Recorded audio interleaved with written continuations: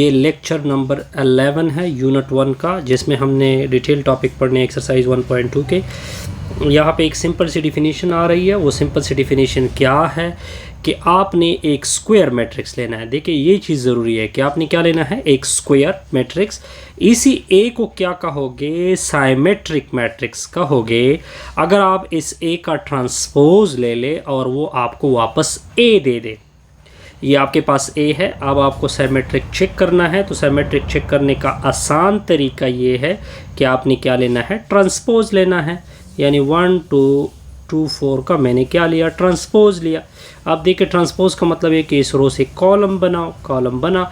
ये रो है, इसे कॉलम बनाओ, चलो बना, ठीक है। तो ए ट्रांसपोज, अब देखिए ये दोबारा वापस ए की इक्वल है, तो इसका मतलब ये बना कि ये कंडीशन सेटिस्फाइड हो गई।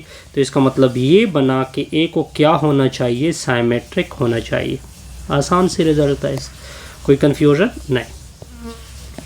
अब देखिए नेक्स्ट चेक करते हैं कि क्या ये साइमेट्रिक है या नहीं है। आपने बी के ऊपर टी लिया और दूसरे साइड पे भी आपने क्या लेना है, टी लेना है। चलो जी 3 5 6 दोनों साइड का टी लिया, तो बी ट्रांसपोज इक्वल टू, अब देखिए ये रो है, इसे कॉलम बना लो, चलो कॉलम बना इससे। ये रो है, इसे कॉलम बनाओ, 2 4 5 कॉलम बना। ये रो है, इसे कॉलम बनाओ, 3 5 6। अब वापस इसको देखे कि क्या ये बी की इक्वल है, बिल्कुल बी की इक्वल है।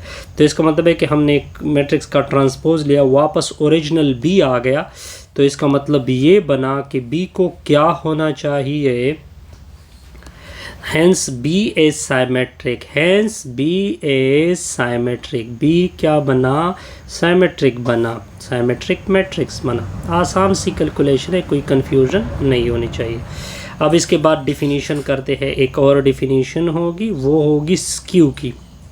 ये डिफिनीशन होगी स्क्यू साइमेट्रिक की। स्क्यू अपोजिट है, किस तरह अपोजिट है, उधर आपको प्लस ए मिल रहा था, अब यहाँ पे आपको नेगेटिव ए मिलना चाहिए।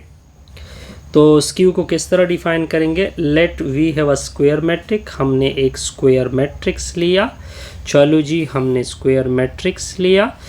मान लो कि वो स्क्वायर मैट्रिक्स ए है।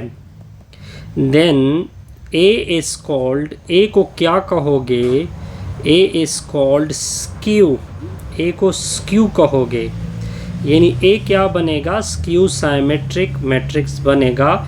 लेकिन कब बनेगा, अगर मैं इसका ट्रांसपोज ले लूँ, आपको ए भी दे दे, साइड पे एक नेगेटिव साइन भी दे दे, तब ए क्या होगा, स्क्यू होगा। अब एग्जाम्पल से हेल्प लेते हैं कि एग्जाम्पल किस तरह करेंगे, वो देखते जाइए। अब देखिए आपके सामने मैंने एक एग्जाम्पल रख दी। ए की वैल्यू क्या है, 0 - 3 3 0।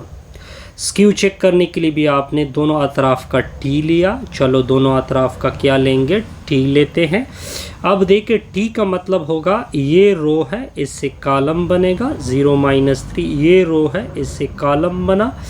अब देखिए इनसे नेगेटिव कॉमन कर दे, चलो मैंने नेगेटिव कॉमन की, 0 के साथ नेगेटिव पॉजिटिव कोई मसला नहीं।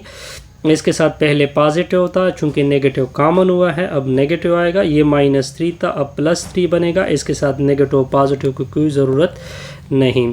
अब अगर आप इसको दोबारा वापस देखें तो ए ट्रांसपोज एक नेगेटिव आ रही है, दूसरा दोबारा देखिए ये दोबारा अपने ए की इक्वल आ रहा है।